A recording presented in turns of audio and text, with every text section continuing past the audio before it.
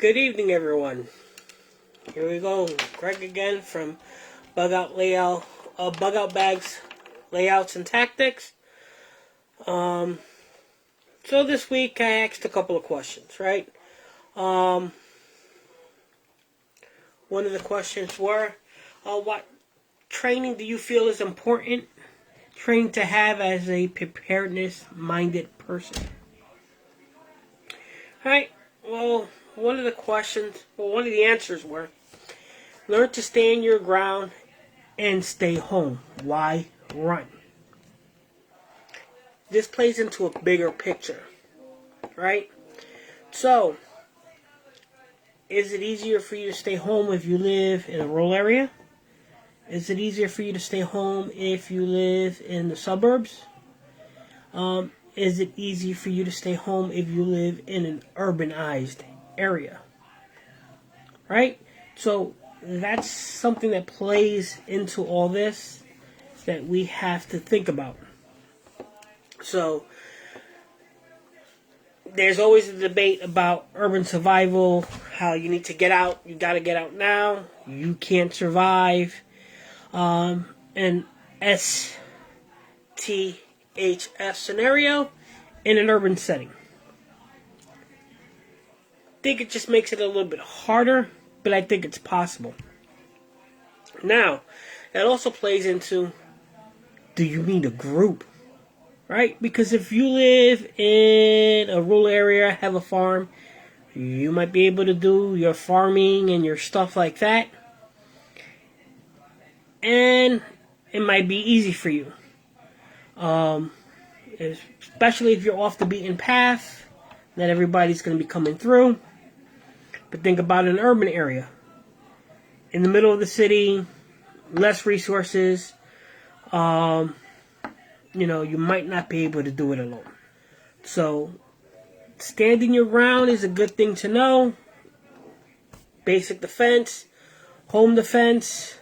But again, depending on the area you live in, you may not be able to stay. Or it may be better for you to go somewhere else if you have a place to go. Right? A lot of the replies were weapons, gear, first aid, operational security, medical. Right? Get the medical training now while you can. Not just regular, traditional, now medicine, right? Remember, the pioneers, they didn't have doctors out there. They learned medicinal plants. They learned, self-healing. They basically took care of themselves. So, we may have to go back to that if, everything collapses, and we have to take care of ourselves. In a world without modern medicine, it's the simplest things that'll get you. That cut that gets infected would get you and can cause more damage than a lot of other things. Because if you can't stop the infection from spreading, you're going to be in a world of hurt.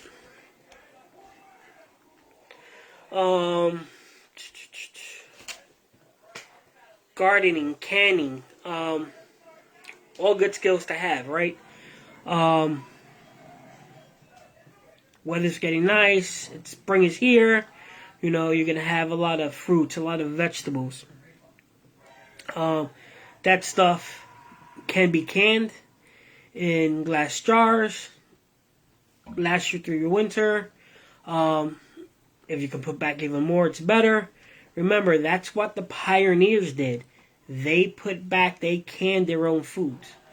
They canned their own vegetables. That's how they survived through the winter. They had to grow their own, can their own, to make it survive. Gear. Gear's only as good if you know how to use it, right?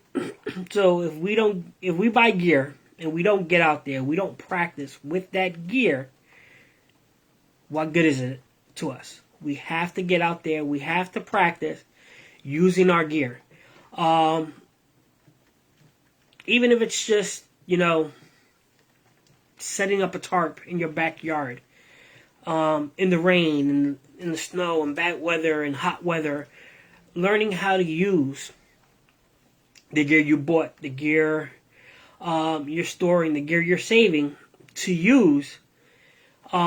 You have to learn how to use it. Might as well do it now. Learn to use it while it's not that bad. So that way, in that situation, you have to use it. You know how to use it. In the public safety field, we tend to practice under stress, right? So if you don't get out there, you don't practice under stress, when that time comes, you may not be able to use that gear or your skills if you're not practicing under stress. Operational security, right? Now, who knows that you prepare? Who knows that you store stuff, right?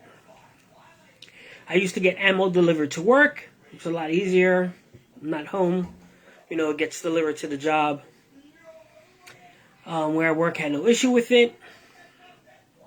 Right? At the beginning of COVID, I had one of my coworkers turn around and tell me, well, you know what? If it gets really bad, I know where I'm going. At that point, I knew there was an issue. My response to him was, you can go to my house. I won't be there. If it gets that bad, I'm gone.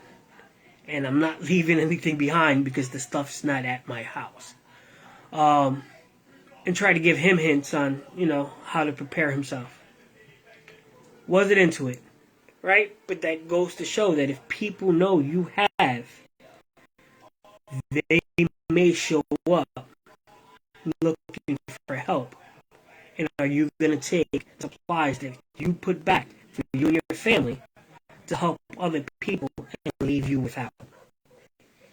Right? There's a debate where maybe you pack a little something, you give the people and send them on their way. The problem with that is they know you have something. They know you have something extra because you gave them something and sent them on their way. So, unless you know, the better. Unless you're in a group, then you would have to do whatever your group dynamics are. Edible plants, herbal remedies. Get the information, get the books while it's out here now.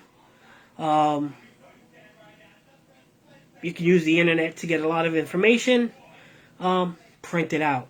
If you're going to print out pictures of plants and things like that, try to print them out in color. I print out all the manuals I get online. I print them out.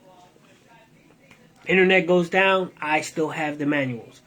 When it comes to edible plants and a lot of things that I really need to see the detail, again, I print them out in color. So that way I have a reference to go to. Here we go. This is exactly what it looks like. These are just some hints, some tips to get you going. Keep up the work. Keep preparing. Keep learning skills. Keep getting gear. And stay safe.